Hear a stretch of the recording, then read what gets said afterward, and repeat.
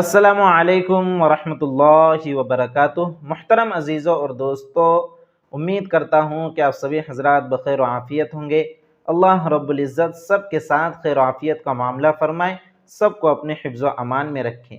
محترم دوستوں، بہت سارے لوگ، بہت سارے احباب اپنے گھروں میں، اپنے دکان یا ہوٹل وغیرہ میں صبح سویرے قرآن کریم کی تلاوت کرتے ہیں حصول برکت کی نیت سے، برکت کے حصول کے لیے۔ تو یہ جائز ہیں، قرآن کریم سے برکت حاصل کرنا اور برکت کی نیت سے قرآن کریم کا پڑھنا جائز ہے، اس میں کوئی حرج نہیں ہے۔ لیکن بہت سے لوگ جو قرآن کریم کو پڑھنا نہیں جانتے یا پڑھنا جانتے تو ہیں لیکن وہ تلاوت کا وقت نہیں نکال پاتے، وقت نہیں نکالتے،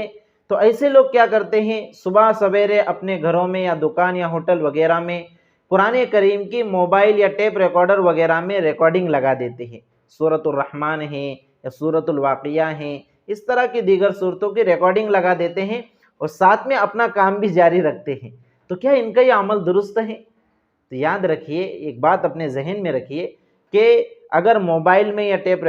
ریکارڈر وغیرہ میں اگر قرآن کریم کی تلاوت چل رہی ہے تو اس کے سننے کے بھی وہی آداب ہیں جو عام حالات میں ہیں، جو بالمشافہ قرآن کریم کے سننے میں ہیں۔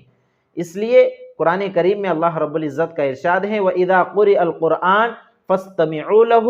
وَأَنصِتُوا لَعَلَّكُمْ تُرْحَمُونَ، کہ جب قرآن کریم پڑھا جائیں تو اسے غور سے سنو اور خاموش رہو، لَعَلَّكُمْ تُرْحَمُونَ، تاکہ تم پر رحم کیا جائے۔ تو میرے عزیز اور دوستو، قرآن کریم کو غور سے سننا یہ اللہ کی رحمت کو حاصل کرنے کا بہت بڑا ذریعہ ہے، جیسا کہ اس آیت سے سمجھ میں آ رہا ہے۔ اس لیے اگر آپ اپنے گھر میں یا دکان یا ہوٹل وغیرہ میں اگر قرآن کریم کی تلاوت لگاتے ہیں صبح سویرے تو یقیناً آپ لگا سکتے ہیں، جائز ہیں، لیکن جب تک تلاوت چل رہی ہے آپ اسے غور سے سنیں،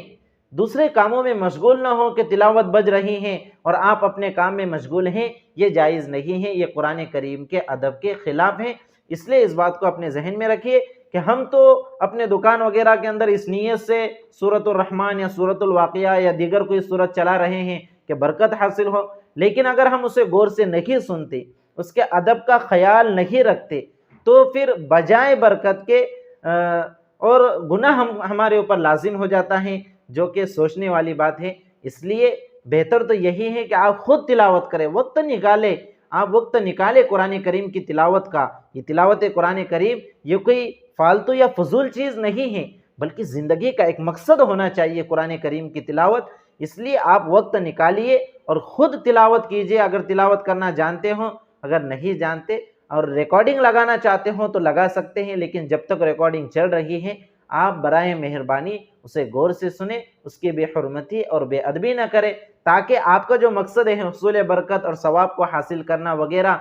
یہ اسی صورت میں حاصل ہو سکتا ہے جبکہ آپ اسے غور سے سن رہے ہو۔ اگر آپ غور سے نہیں سنیں گے تو بجائے ثواب کے اس کی بے حرمتی اور بے ادبی ہوں گی اور گناہ لازم ہوگا۔ اس لیے اس بات کا خاص خیال رکھیں اور قرآن کریم کی جب بھی تلاوت ہو اسے غور سے سننے کی کوشش کریں۔ یہاں پر ایک مسئلہ اور یہ بھی عموماً پیش آتا ہے کہ اگر کوئی دوسرا شخص قرآن کریم پڑھ رہا ہو، کوئی دوسرا شخص قرآن کریم پڑھ رہا ہو تو کیا دوسرے لوگوں کے لیے اس کا سننا واجب ہے؟ تو یاد رکھیے کہ اگر قرآن کریم ہمارے سامنے پڑھا ہی اس لیے جا رہا ہے تاکہ اس کو سنا جائے، ہم کو سنانے کے لیے پڑھا جا رہا ہے، جیسے نماز میں امام صاحب تلاوت کرتے ہیں، قرات کرتے ہیں تو اس لیے تاکہ ہم لوگ سنیں، اسی طرح جمعہ کے خطبے وغیرہ اس کا بھی یہی حکم ہے، یا پھر کہیں پر مجلس لگے ہوئے ہیں اور سب نے کسی ساتھی سے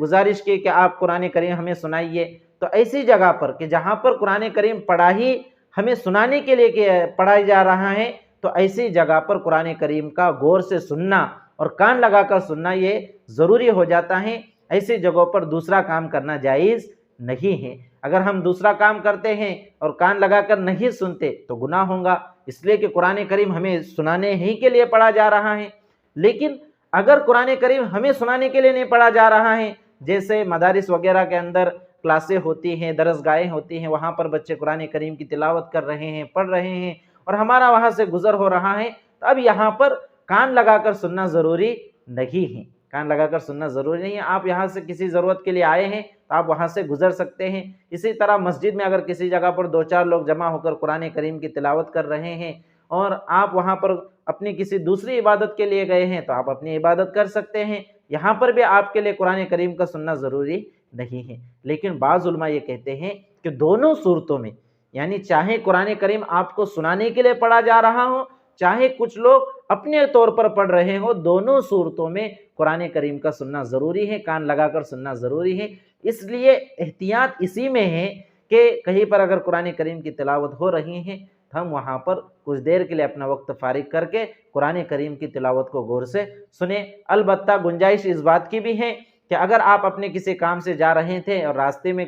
یا کسی جگہ پر کوئی مجلس لگی ہوئی ہے تلاوت کی، اور وہاں پر ان لوگوں کا اپنا ایک عمل چل رہا ہے، تو آپ کے لیے وہاں پر سننا، اگر آپ کو کہیں کام ہے تو وہاں پر کان لگا کر سننا آپ کے لیے ضروری نہیں ہے۔ تو اس مسئلے کو اپنے ذہن میں رکھیے، بارہا یہ مسئلہ پیش آتا ہے۔ اور لوگوں کو بھی ایک چاہیے کہ کچھ لوگ یہ بدعنوانی کرتے ہیں کہ بازار وغیرہ کے اندر زور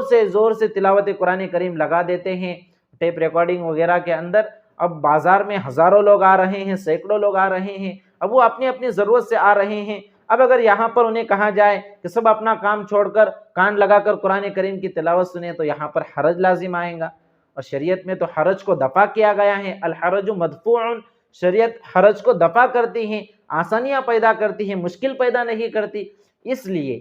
آپ اپنی دکان میں یا اپنے گھر میں یا بازار وغیرہ کے اندر اگر آپ کی دکان ہے، تو آپ قرآن کریم کی ریکارڈنگ کو اتنے زور سے نہ بجائیں کہ دوسرے لوگوں کو زحمت ہو اور دوسرے لوگوں کو حرج لازم آئے۔ تو اس مسئلے کا خاص خیال رکھیں۔ اللہ رب العزت سے دعا ہے کہ اللہ رب العزت ہمیں قرآن کریم کے ساتھ محبت، عشق اور قرآن کریم کی تلاوت کا شغف ہم لوگوں کو عطا فرمائے، اور قرآن کریم کو سمجھ کر پڑھنے کی اور اس پر عمل کرنے کی توفیق مرحمت فرمائے۔ والسلام علیکم ورحمۃ اللہ وبرکاتہ۔